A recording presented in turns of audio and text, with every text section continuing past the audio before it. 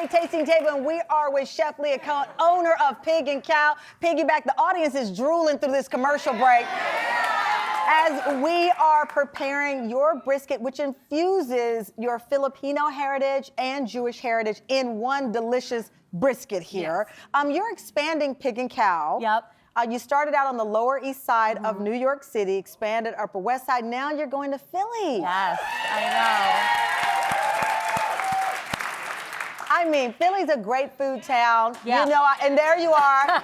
That's you and Ben the day you got the keys. How did that feel? It was great. So, you know, my husband's from Philly, and I've always wanted to open in Philly. Philly's like, a more great than him. food. Really? Yeah, Why so? Because Philly's a great food town. So Philly's a great food town. I feel like, you know, listen, I'm a New Yorker, born and raised in New York, but I feel like New York is really tough, right? Yeah. And I just want to expand and maybe feel a little bit more appreciated. And I feel like... All right, all you New Yorkers, you heard that. Not that I don't love New York. You don't understand. Philly is now going, yes, because Philly gets a bad rap. They do. You know? They do. I love it, because I lived in Philly for 4 years. I tell people the most shocking experience of my life, I drove up to get gas with a Dallas Cowboy sticker on my car. The man refused to give me gas.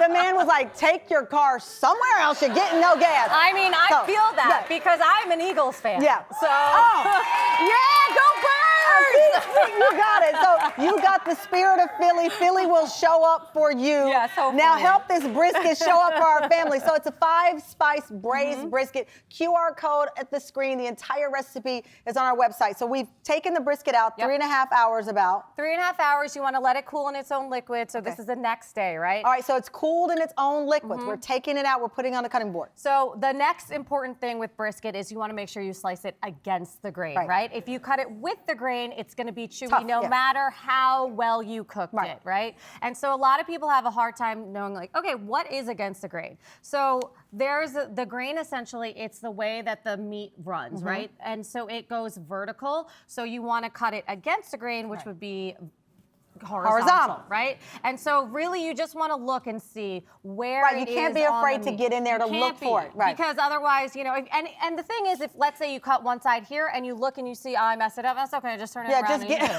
like, it's fine. Give that piece to somebody you don't like and then slice it the rest of the way for the family. So then we're just gonna slice it. It should be really nice and tender. It is. Can I taste a little bit before? Yeah, go right ahead. Yeah. Brisket is one of my.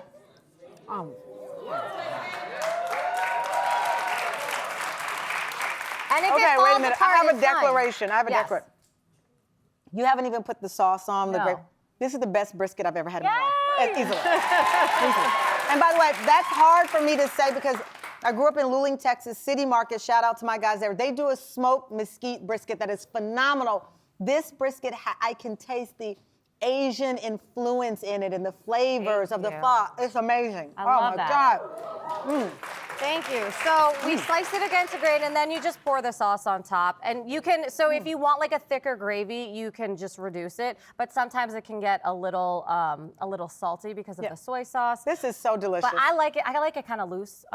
If you want to thicken it, you can also thicken it with cornstarch. And you have cauliflower rice here as well. Why? So cauliflower. So for Passover, you have special rules about what you can eat, right? And so my mom would always just eat the rice because my mom's Asian. She's like, listen, I converted, but like I can't convert to cauliflower rice. I can eat regular rice, but I'm not gonna eat that. So, but for people who want to stay traditional, cauliflower rice is a great way to just absorb all the sauce and to eat the brisket with that. This brisket is incredible. Thank I love, you. so you have the sauce. What do you finish it up? That's cilantro? I love cilantro. I put cilantro on literally every, it's literally on every menu item. And then you have crispy garlic. Crispy garlic. Some scallions. And some scallions. And then you're good.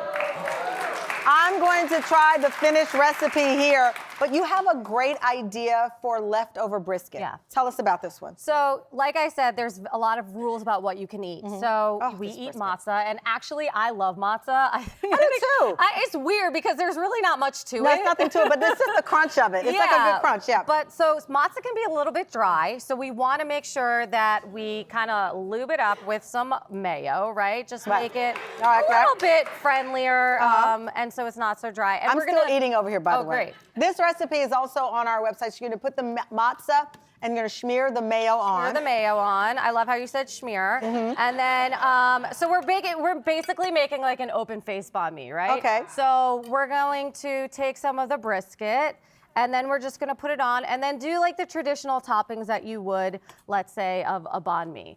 So we're gonna put the brisket. And for people who don't know what a banh mi is. A banh mi is a Vietnamese sandwich, and they put pickled carrot and daikon, mayo, sometimes jalapenos if you like spicy, which is great. And so that's what we have here. Yeah. So you've got the matzah, the mayo. I've become obsessed with pickled carrots. Everything pickled lately in my house. I'm obsessed with everything pickled. So the pickled carrots, a little cilantro, a little basil. Oh my gosh. And then you could do it open face. I only did a half one. I'm gonna pick it up. But I think, you know, listen, we got to get creative with what we can make during Passover, so.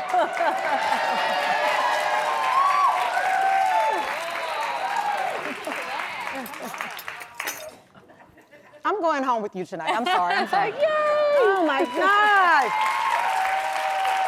That is so good. Give it up. Chef Leah Cohen. Happy Passover to our Tam fam. Check out Leah on Instagram. Her handle's right there. Her new restaurant, Pig and Cow, opens in Philadelphia this summer. So all you Eagles, come support your Eagles fan. Get your reservations because you'll be calling Ben trying to get in. Coming up, she turned $35 into a successful dessert business. This incredibly talented member of the Tam fam had one question for me. She was in the audience. She said, Tamron, I want to come down on stage and be on the show. She joins us after the break.